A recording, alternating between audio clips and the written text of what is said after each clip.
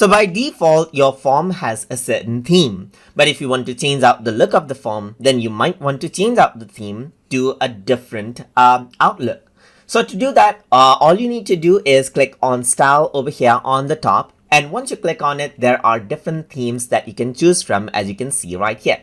So you can go around and let's say, for example, select this right here. And there you go. There's the form right there, just like this. So you're invited to, let's say, add in information over here. As you click on this, you can go around and click right here just like this, click on this, and you can see that by a simple click, you can simply go around and change the theme of the form right here, just like this.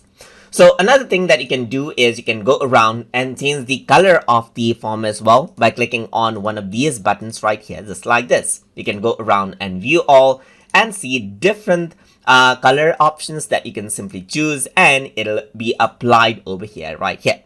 You can also go around and turn on background music and select out different background music that you wish to be played as your form takers actually fill the form as well. So over here, you can see that there's different styles that you can choose right here. And then what happens is that you can see that the entire outlook of the form changes out right here as you click on this right here, just like this. So there's different color themes that you can select. There's different pictures that you can select and place around the title area wherever you want by using this option right here.